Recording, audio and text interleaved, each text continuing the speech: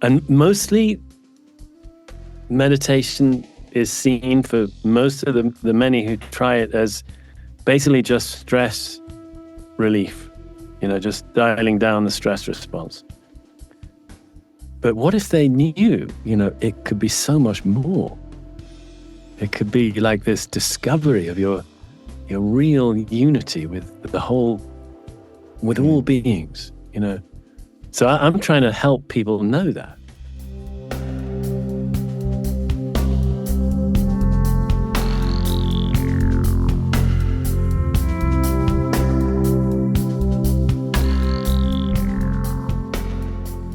Hey everyone, it's Raghu, and I'm here with Henry Shukman, and Henry and I are just discovering each other in this moment, getting ready for this podcast, and welcome. Glad to have you here, Henry. Hey, thanks so much. It's a delight to meet you, and I'm honored to be a guest of yours. Thank you so much. So, Henry, I'm only laughing because, I get the publicity person, gives, here's some tips about what you can talk to Henry about.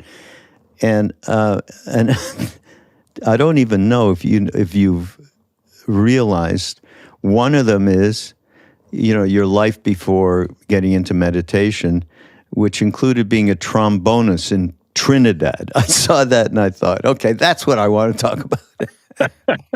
Happy to talk about that. Yeah. Well, let's start with, I usually want to know, since I don't know your story, except obviously now I do from reading the book, because there's a bunch of anecdotes around your life.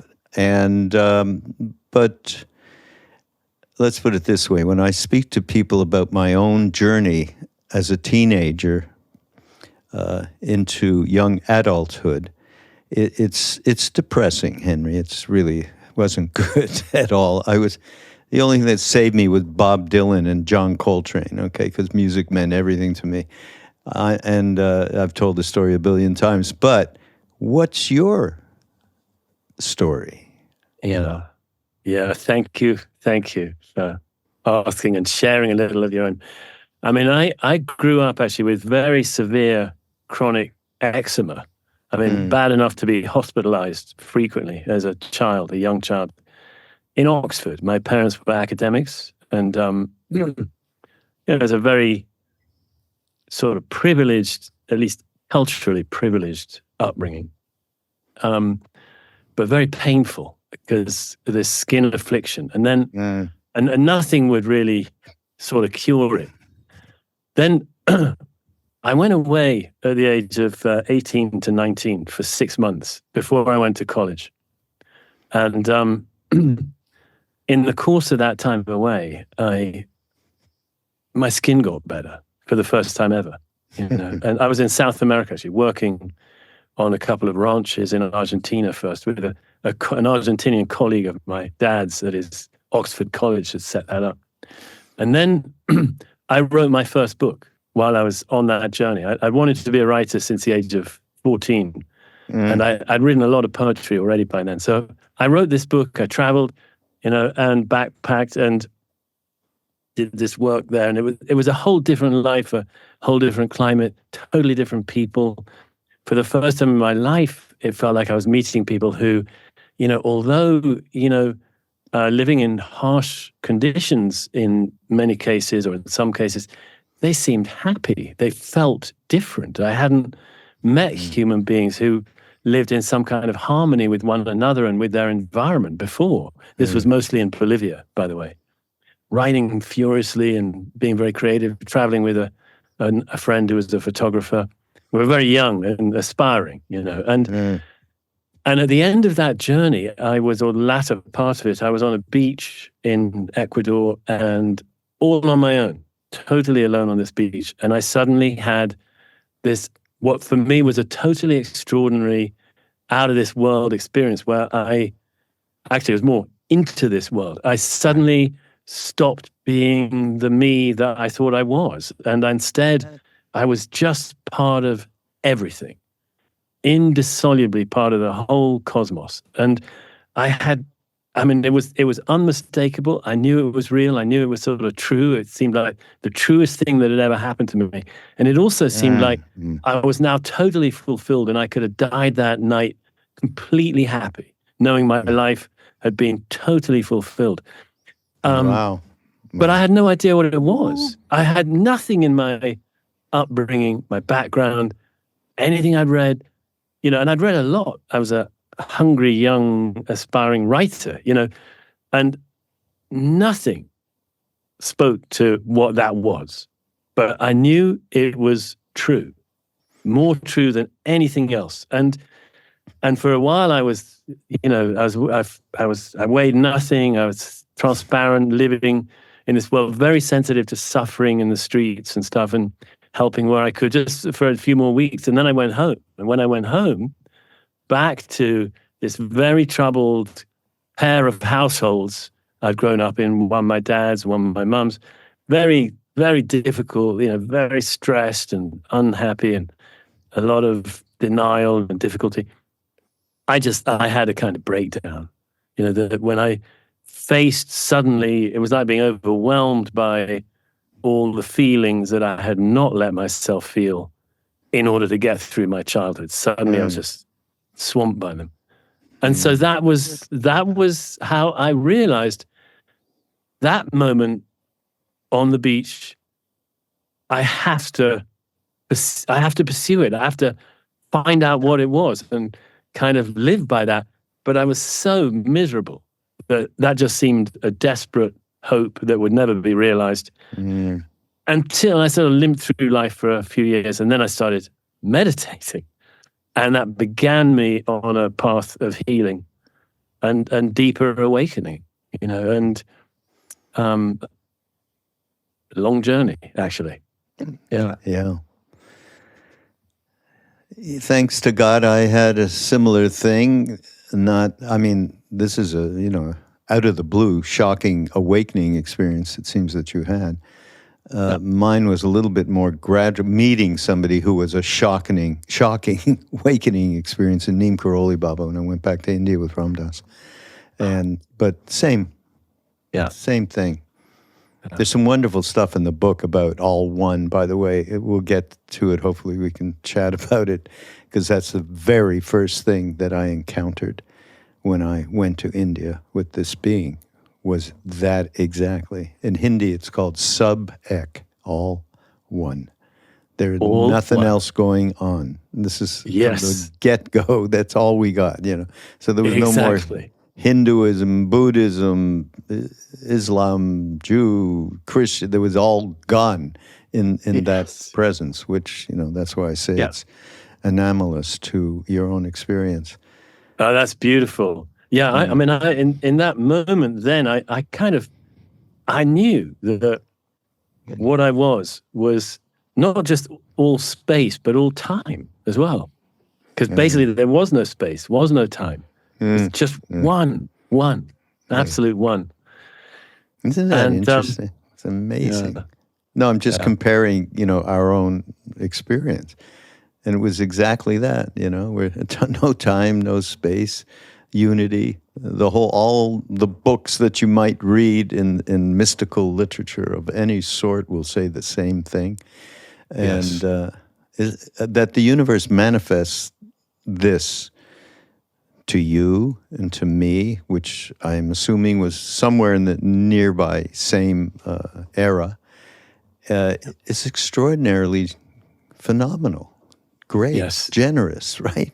Generous. We should be happy. I'm glad we're talking about it because, that's the origin of my book, Original Love. That's why it's called Original Love, actually. Yeah, we didn't even mention that. Original Love, Henry's book, which is just out. The 4 inns, like innkeeper, inns on the path of awakening, which we'll get into. Okay. Yeah. But, unlike, I don't know about you, Raghu, but in my case, I was a mess, after that experience and then coming home and having this kind of breakdown, I was utterly despairing, really, for a few years. I was 19 when this happened, and then 19 when I got home. And, really, it was when I was 24. I'd kind of learned to sort of live, but very compromised, Yeah. I used alcohol. I knew I was not really living. I was kind of limping through life, dragging myself through life. But then when I started to meditate, I'm so lucky that I found my way to meditation. And it was TM. That was the only, Me too. That was you too, yeah. I'm so grateful to TM. It was kind of the only thing really that you could easily find in London. This is late 80s. And so I got into that, and I was rigorous. They said 20 minutes twice a day, or don't bother. So I totally sort of obeyed. I was religious about it. 20 minutes twice a day, because I was desperate. And, and gradually I started to sort of soften. I slept a ton. I was so tired. The first week I slept 20 hours a night, literally. You're kidding. Oh my God. And then, and I realized pretty soon after I started meditating that I was really unhappy. I was able to say it. I'm unhappy. And I had a couple of friends who actually kind of young and ahead of their time almost were doing therapy. And there was a little therapy group they belonged to, so I joined in. And it was critical. I started kind of getting to grips with my unhappiness, rather than trying to drown it or distract myself from it or hide from it. Yeah. Well, therapy, that's a whole other subject. And probably, in my own belief, it should be in everybody's toolkit, because even just having someone to talk to is so important, an unbiased person. As Ram Dass said, the only issue, if the therapist thinks he's a therapist, he or she, that's a problem. So wait, now, how did you get from Transcendental meditation, TM, everybody out there, TM is like a famous practice. It was coined by Maharishi Mahesh Yogi, who the Beatles went to see in the late 60s and hung out with. And many of us, that's what we encountered, after that, all the way through the 70s, and in your case, into the 80s. And it comes from Vedic tradition, really. And mantra is the central posit of it. So how do you get from there, Henry, to Zen Buddhism? That's what I want to know. Well, I had, actually sort of started, a career as a writer by my late 20s. And trombonist. And I was already a trombonist. And I played with these bands in London, actually, from the West Indies, West Indian bands. Really? And that's cool. There's a scene, reggae, calypso. Really? Music they call soca, which is the kind of fast calypso. Yeah. It was a big thing in London. Yeah, and ska. Ska as well, and, trombones are they're big in all those forms of music, although you might not notice it because, it's lyrics and bass and drum and stuff, percussion particularly. But actually, trombones are very often there. And one of these bands I was in, the band leader, he said, we got to get you down to Trini, and he actually organized with a band in Trinidad a place for me right through a carnival season, which is about 4 or 5 months, Yeah. Oh. And so I went out and I played with this band, and then I traveled around the islands playing with different bands. Really? And, that's phenomenal. And I wrote a book about it, which actually is called I did. It's called Travels with My Trombone. Is it available? We got to put a link in there. Everybody doing show somewhere. Notes. It's actually I'm not particularly. It's not my best book, unfortunately. Yeah, but historical importance, Henry. But anyway, after that, the publishers, they wanted another book, And I had always wanted to come to New Mexico, which is where I am right now. Yeah. So I got a very nice deal as a young man anyway to come out to New Mexico. I was interested in the writer D.H. Lawrence, who'd lived here for a bit. Mm. And when I was out here, it was very sort of opening up time for me. I loved it right away. I felt very at home, and I had a good friend quickly. I mean, a new friend became a good friend who was a writer and into Zen. And one evening on her porch, she was reading this strange, wild piece of Zen writing that she was loving. I couldn't really understand a word of it, but I kind of couldn't forget it. And I suddenly had this realization that whatever that person who wrote that, whatever they were saying, it had to be coming out of the same experience I'd had on the beach by now about 10 years earlier. And I suddenly realized Zen knows about that, and I'm sure TM probably did as well, but somehow I'd never connected that experience with the TM meditation. I'd been doing about 5 years then. But I heard that little bit of writing, and I knew, man, it's so crazy. The only thing that could make sense of it was what I discovered on that beach. And so I got into Zen, and I mean, now I'm kind of into everything, but for a good while it was Zen, which I was right, actually. My instinct was that certain kinds of Zen have placed that sort of experience as a important thing, and they call it kensho in Zen.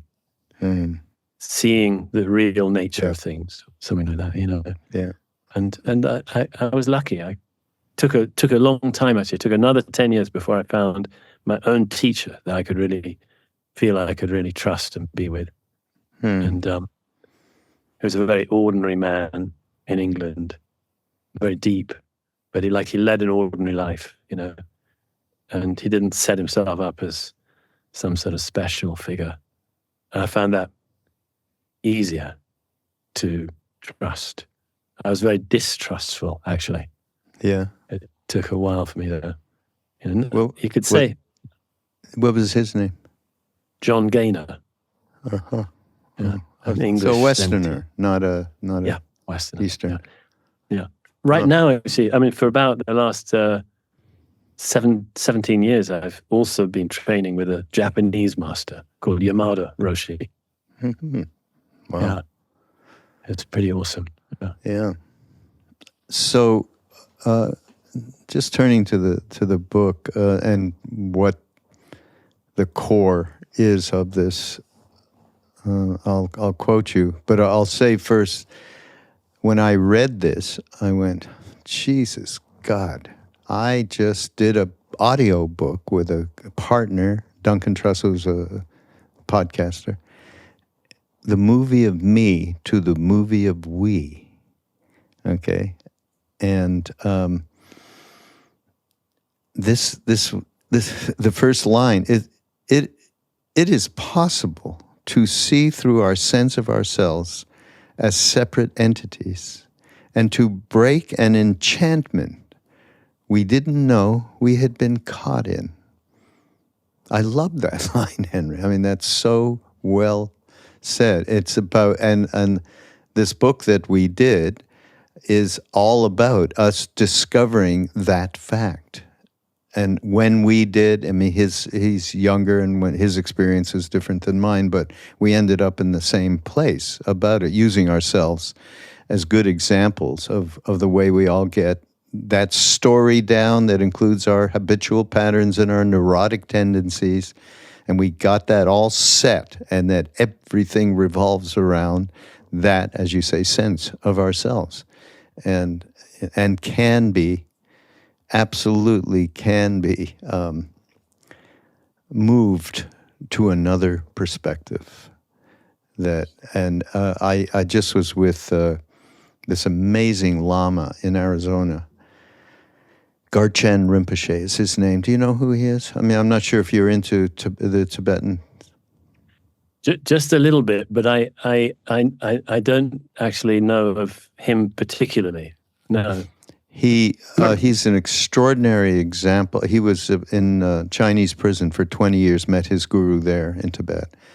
And then his guru took him across, shall we say. And this man absolutely is full on real compassion. There's no animosity towards the Chinese at all. I mean, there's sorrow for his people mixed with the wish for all beings to be free. I mean, he's a true example of that. Anyhow, in this whole retreat that I went to with him is all about, it was compassion, basically. Right. And in it was all about what we had posed in this book that we put together, which was, if you get your perspective changed to a place which is about, not about, as Ram Dass used to say, what can you do for me? How can I get more? Whatever, it's much more interesting to serve. And so as His Holiness the Dalai Lama constantly says, he's forget about religion, Tibetan Buddhism, or anything. Just taking on an altruistic perspective in your life will absolutely change it. Anyhow, so I felt, oh, wow, we're on the right path here with what we did. And then I go on from what you were saying, far from risking a dissociative tumble into a vortex of nihilism, breaking the spell that separates us from the universe can be the single most healing, positively life-transforming event that can happen to us, with massive beneficial impacts on our priorities, orienting us away from self-protection, self-promotion, and toward concern for the well-being of others, arising from a deep sense of connection. And the reasoning awakening can accomplish all that is that it opens up a boundless love, the original love, which is what this book is called. So, I mean, anyhow, I'm connecting what I worked on for 5 years with Duncan. And, it's nice to just meet up with, this is exactly what we're speaking to. And it's, Henry, it's exactly what Ram Dass spent all those decades teaching. That his core thing was that.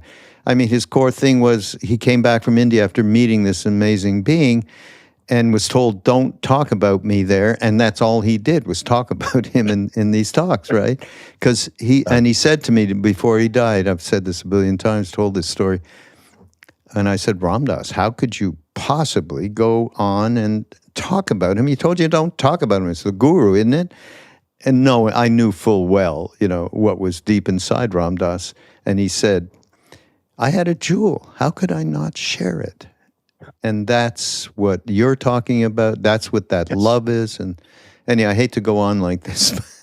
True? No, I love it. Yeah. we're on exactly the same page, and we're part of the same kind of movement, maybe, if we dare think of it that way. Because the Western, I don't know, we've had, all this remarkable innovation and technology and science, which is fantastic. It's not, here we are doing this interview, remotely like this, and I feel very close to you. And it's, that's all down to Western technology and science, and we mustn't knock it. But because of the emphasis on that, maybe we've also been just kind of weaker on inner technology, on the human heart.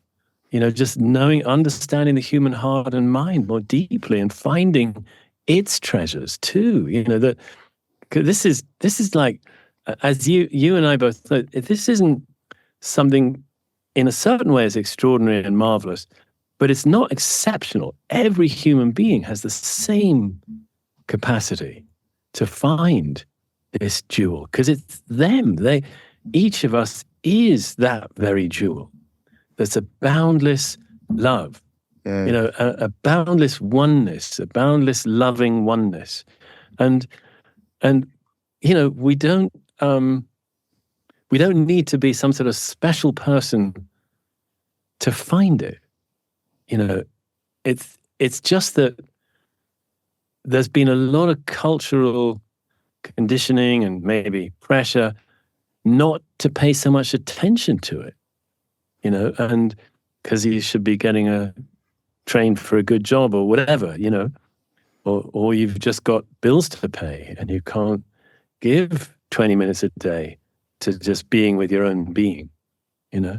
Yeah. Or you think you can't, you know, but perhaps you actually can, you know, but there isn't that kind of support. And I think, and for doing that, but I think that's really changing. I mean, you know, right now there's millions of people are trying to meditate one way or another. They're trying to, you know, and mostly meditation is seen for most of the many who try it as basically just stress relief, you know, just dialing down the stress response. But what if they knew, you know, it could be so much more? It could be like this discovery of your real unity with the whole, with all beings, you know. So I'm trying to help people know that. That's yeah. God bless. They go ahead, meditate, so you get rid of some stress. Go ahead, do it. You know, that's the way I see it. Whatever. It's like going into a yoga studio. Yeah. For two reasons. One is health, exercise, and the other is dating service. Those are the two. It's a social club as well. But then, you know, I don't. Do you know who Krishna Das is, by the way? Of course, big chant guy. Yeah. So you know, we were in India together all those years ago. But so what'll happen, and we've, you know, it's happened so often. When people go into the yoga studio, they're doing the yoga, and they happen to be playing Krishna Das, and there's a certain something in his delivery, in his, we call it in India, bhav, in the feeling that he represents of the unity. Ultimately, that's what it is.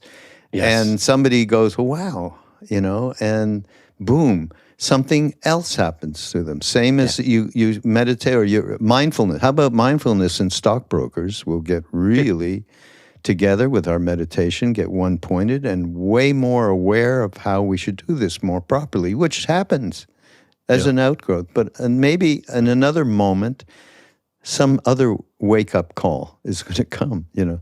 Anyhow, I love, you know, I think anything is good. Anything is, you know, in terms of, doesn't matter the motivation in that, from that plane. Because whatever's you're gonna get what everybody gets ultimately, which is, you know, what we were both fortunate enough to have in our own lives, and I've seen it a billion times, with people. Yeah. So, Henry, well, there's one thing I didn't understand that you got to explain to me in the book, and it's the Necker cube. Okay. Now, I love the name. It's unique, but talk about it. Okay, I just for my own edification. Okay, the Necker cube is the name for a little diagram where you can see the sort of lines that suggest a cube on the page. Yeah, and that basically, you can see that cube, so it has a sense of it being 3D. But whether the upper face is nearer you or whether the lower face is nearer you can flip. And typically people see it one way. It seems like, oh yeah, the lower left face is the one that's nearest me. And they'll just see it that way. But if they look for a while, they may suddenly see, oh, wait a minute, the upper right-hand face now is nearer me. It can flip. So that the depth changes. It seems like the cube is placed one way, and then all of a sudden, it's placed another way. It's like an optical a kind of optical illusion, a sort of mild optical illusion. So I put that in there to sort of suggest something a little bit analogous to when we're so convinced that I am this self in the middle of me, separate from everything else. And then actually that can just evaporate. And suddenly everything, the whole world is right here. And I'm not what I thought I was. So I'm putting that Necker cube optical effect in the book, just to give a sort of slight analogy, you know. Okay. I'm getting it. For the shift, the shift. Yeah, the shift. Perspective. Right. Yeah. Perspective shift. Yeah. And what it allows, that shift, which is what we were talking about before the Necker cube, that shift, as you say it here, come to see that the sense of me is nothing more than a set of stories in the mind. If we all could really fathom this and trust its reality, that really, everybody, we are just that. We are no more or less than that set of stories, and we believe in them strongly, like we believe in our thoughts, which is, so the fulcrum is what Henry is suggesting here, is meditation. I mean, it's interesting in my own experience, TM was fun, but it wasn't meditating. Okay, I won't even get into the fun things we did under the name of TM, Transcendental Meditation. But when I went to India, then the same kind of thing that Henry described in terms of unity, consciousness, you know, there's so many different names for it, that happened by being around this particular being. But there's still meditation.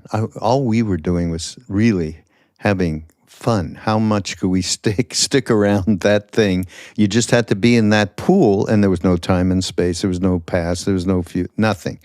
Talk about, you know, which is, I guess that's where Ram Dass got Be Here Now. But when finally Vipassana was introduced to us, the people, the Westerners, not through Neem Karoli Baba, but through someone just saying to Ram Dass, hey, there's a great Vipassana course Gurwenka is giving in Bodh Gaya. So a bunch of people went. And then Maharaji got, Neem Karoli Baba got word. People came back and, you know how to meditate now? Okay, try it. I did that once. I came back with a few people who'd been at the course, and look, they know how to meditate. Can you meditate? Show me what you learned. So we all sat up like straight as an arrow. And within 10 seconds, this high-pitched laugh going, look, they know how to meditate. Wow, isn't that great?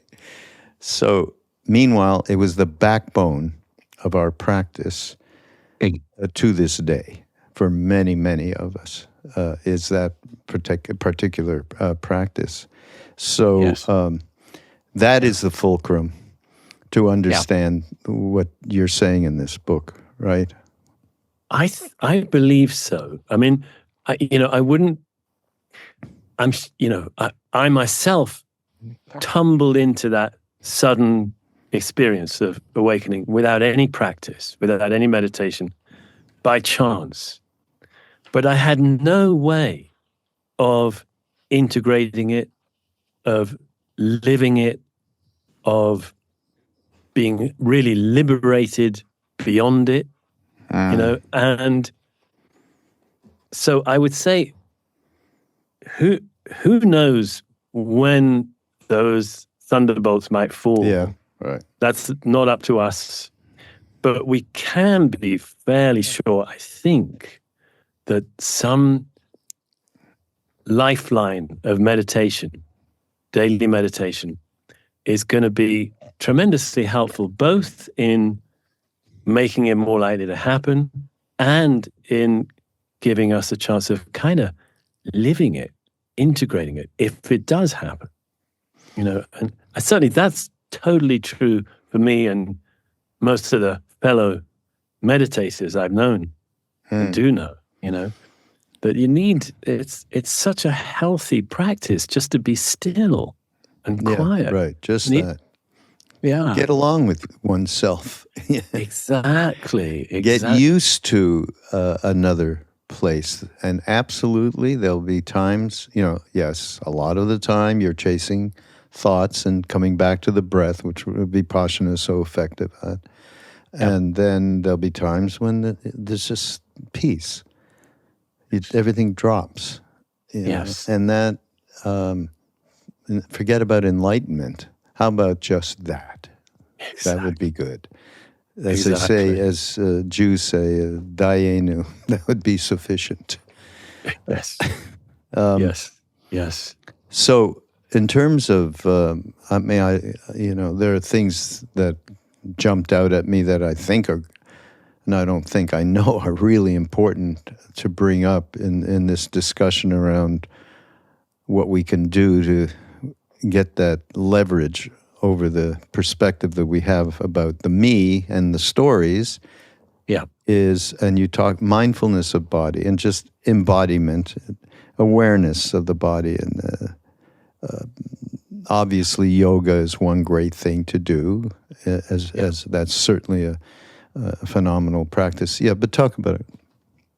Yeah, in the early Buddhist view, the Theravada Buddhist view, there's this fundamental meditation manual called the Satipatthana Sutta, the scripture on foundations of mindfulness, and it says there are 4 foundations, and the first one is the body.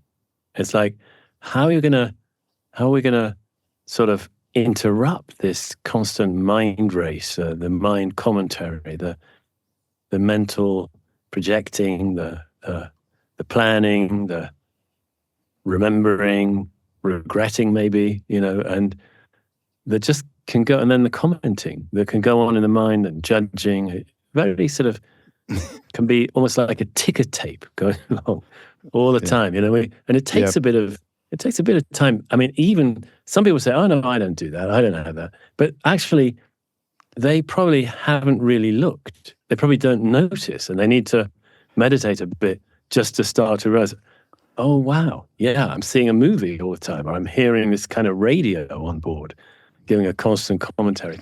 So one great way, I think this is why this old sutra talks about it, to interrupt that is to just start feeling what the body is experiencing, because the body doesn't do the time traveling. The mind's a time traveler, the body's not. It's always here. So you only got to sort of, feel that sensation in the seat, feel the feet, the hands, or the whole body, or some part of the body. Body scanning, Body scanning. We come back to now. It's a kind of relatively,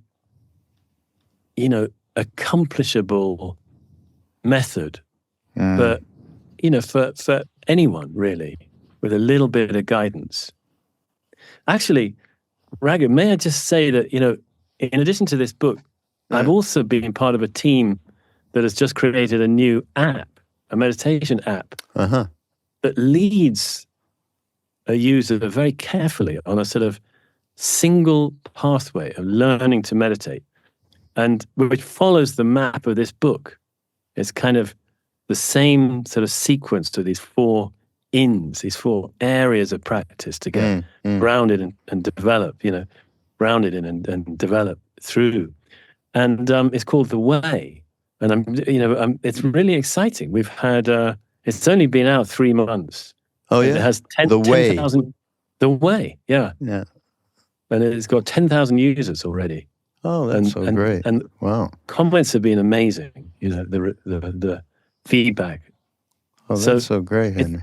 It's trying to really help people get into this condition, we known as mindfulness, which is really just awareness, and rather than being caught in thought without realizing it, to be present. It is exactly be here now. Yeah, right. Really, that's it. Yeah. You know. Wow. Does this? So you'll send the links for the app that we'll put on the show notes so people can take advantage of it, Henry. Thank you. Does it have? So, I mean, well, I have to tell you about I've done, spent a bunch of time with Roshi Joe in Halifax, who's living a few miles from you, I think. Yes, indeed. Yeah. So we used to spend time together. Like, she would come to Hawaii, and I would happen to be there. She would come and she would say, "I've come to visit Ram Dass so I can get a heart transplant." That's exactly what she would say.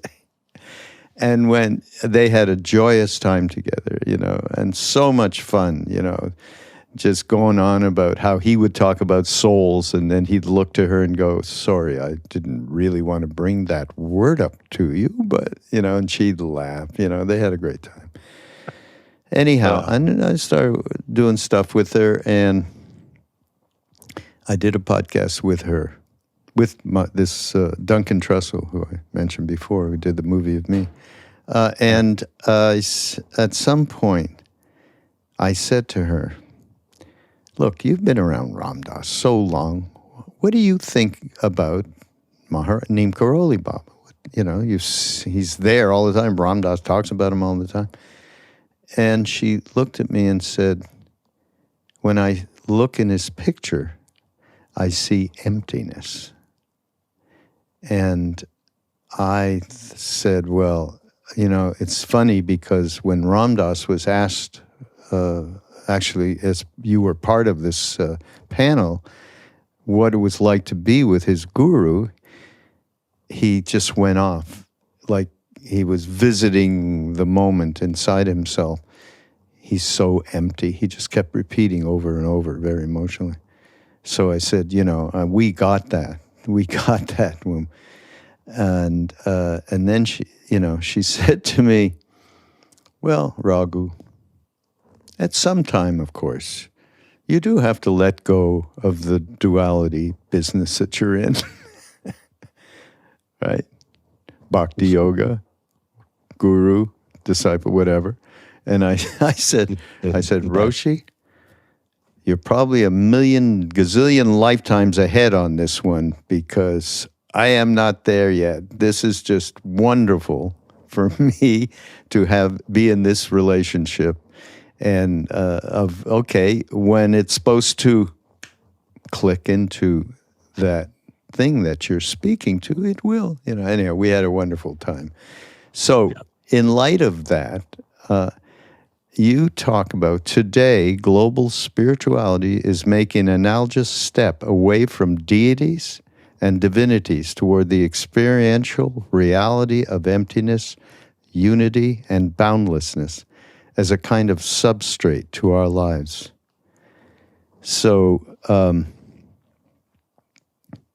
I guess what we've been given, and Maharaji was not about being a Hindu. Yes, he introduced us to Hanuman, the monkey god, one of the deities, and said, but there's no difference between that and Christ, which is what you're used to. Although we were mostly Jewish, so it was a little hard to make that jump. But he emphasized that, and at the same time had, and not through, because he never said to do anything. He didn't give talks, none of that, right? He didn't write books. There was nothing going. He was just in the moment, right? Being with but we all, as I said before, we all got into Vipassana meditation. Many of us got into, spent real time with the Tibetan Buddhists. Danny Goleman, who wrote that beautiful book, Emotional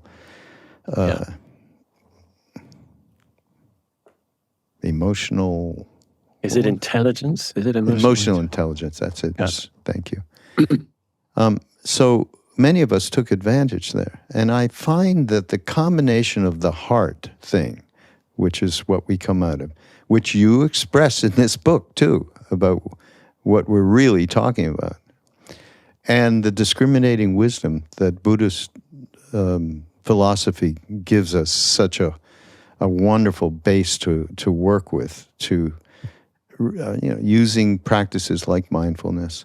So I find that, to me, is the essence. And it's not about, I went to India, I was much more into Buddhism.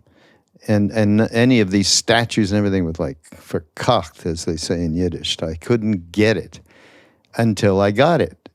And I got it actually mostly by the monkey that's an hour and a half from you up in Taos there, where I just was actually, Henry, a couple of weeks ago. Anyhow, just your thoughts on not lose. I wouldn't want us to lose that because of the heart thing, which is so important. Yes. And, yeah. I feel you. Actually, funny enough, I know that Hanuman temple quite well. Oh, really? I used to, back in the day, I was really into riding my bike. And several times I rode my bike all the way to Taos on the high road, they called it, from Santa Fe. And we always wound up at the Hanuman temple as a kind of mini pilgrimage. And ate a couple of lunches there and things, and knew a few people from that community. But I'll tell you, actually, apropos of biking, I had an accident 4 years ago on my bike. Oh, it wasn't too serious, but it damaged my brain slightly. And I've had a neurological deficit these last 4 years, which I'm hoping you don't notice too much right now. It's sort of, it's got a lot better. But it got to the point where I just couldn't do the teaching I had been doing. And these last 4 years, and this book came out of that actually, these last 4 years, all I can do is teach from the heart now. It's been a blessing to have my cognitive capacity actually reduced. And that's wild. My heart has been broken, and I'm so happy that it has. It's all about the heart for me. And so I think anything that helps our hearts to open is great.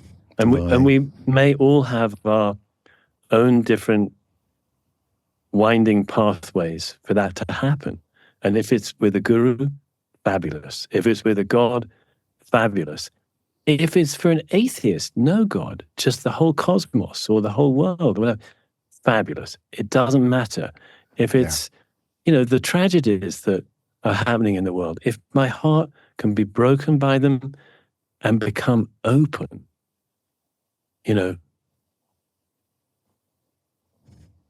that's, I think, where we want to get to. Yeah. And I feel that, I say in this book, there's the kind of cosmic love, really, that we've been talking about. I'm arguing in this book that it shows up in lots of ways that are not so, huge sort of awakening experiences. Just everyday mindfulness. If I can just sit and be with my own distress, my own anxiety, my own discomfort, and find a tiny little drop of love for it, or a little drop of self-love that I think many of us need. Rather than narcissism, trying to get everybody to admire me, what about if I just love me a little bit? And I think when we do that, we're actually tapping into a larger, universal, unconditional love. And that's why any little bit of love feels good, feels better, makes us okay. I mean, I don't mean love in the sense of like craving, and grasping, and I've got to have you, but more the love that really transactional, exactly. But the love that's really appreciating and cherishing and grateful and wishes others well, that wants the world to be flourishing and at peace and harmonious. And that kind of, call it a more compassionate love maybe, but that kind of love, I believe can be found in various different ways. And I think I'm trying to be, not like, hey, this is the way to do it. I don't think there is one way to do it, We all find our own way. Yeah. Well, Leonard Cohen said it best, didn't he? The crack in the heart lets the old light in. Exactly. Exactly. I'm from Montreal, and Leonard was my hero back then. I'm not from Montreal, but he's my hero too. All my forebears were tailors. I think his dad was a tailor or had a gentleman's clothing store or something. Yeah, something like that. Yeah. Yeah.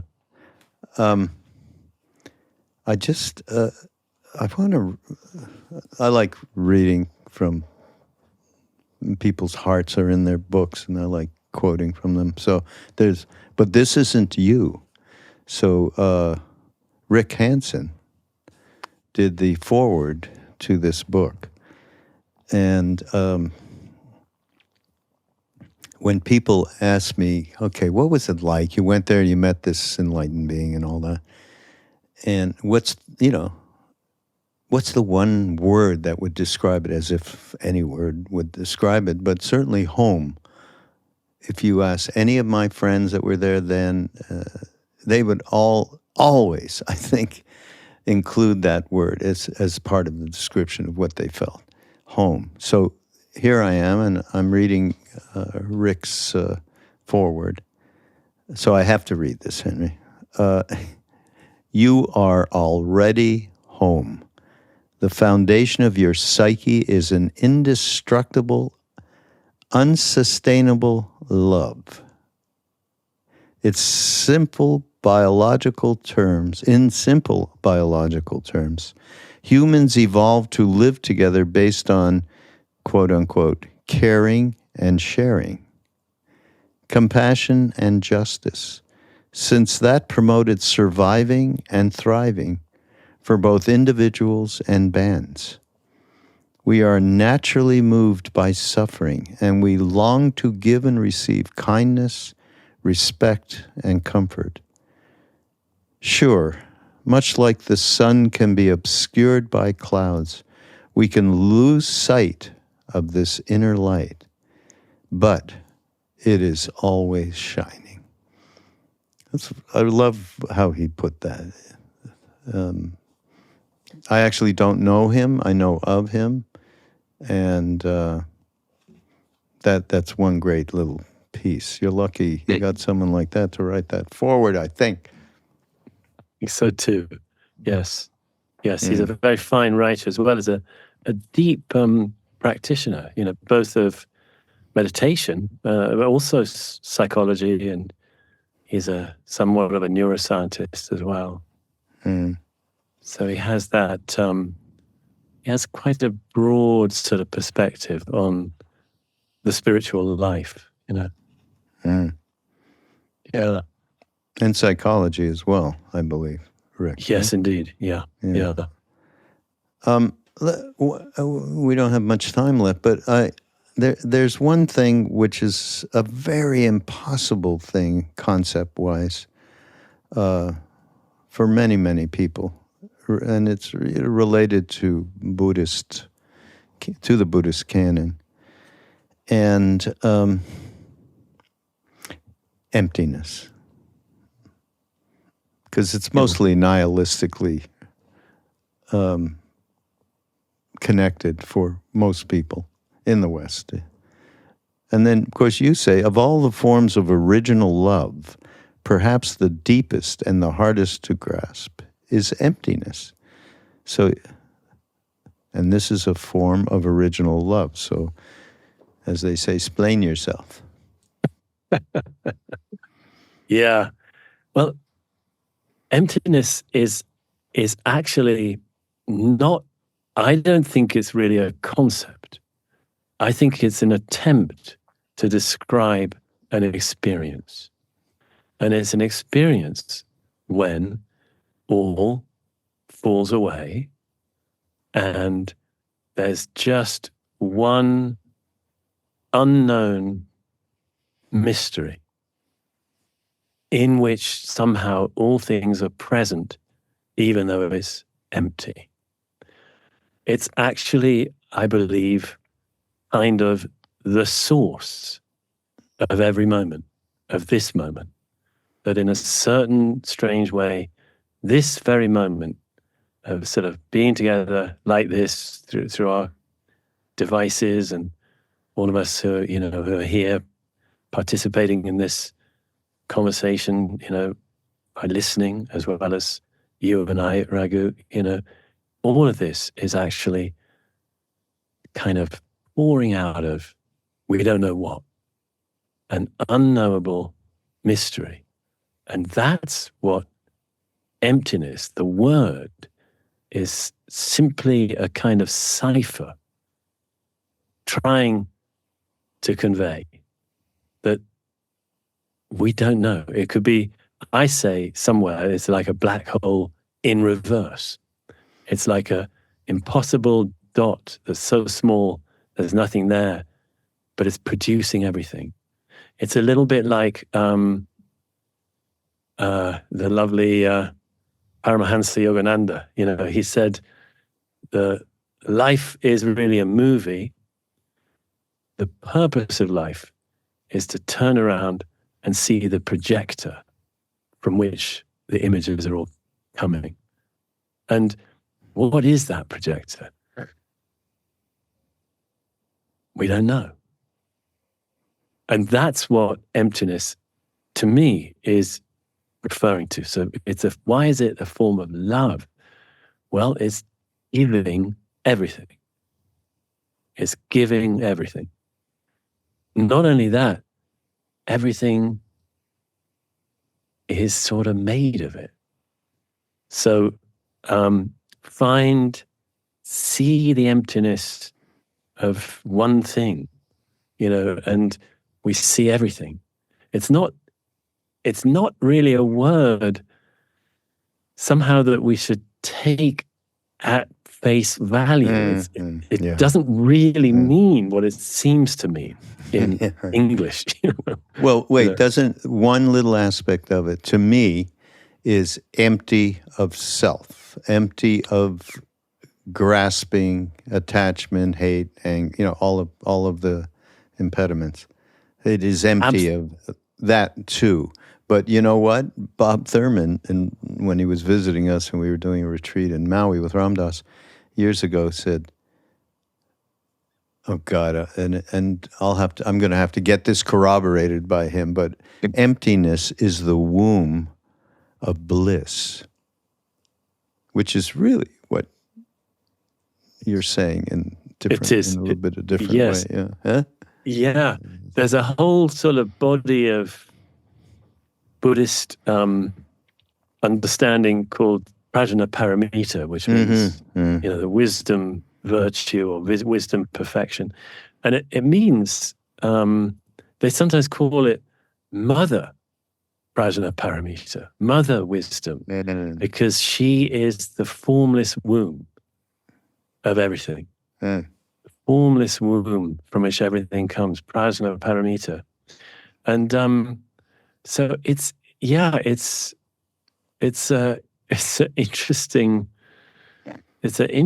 thing, because it sounds so sort of negative, really. Yeah. Yeah, exactly. And nihilistic. Yeah.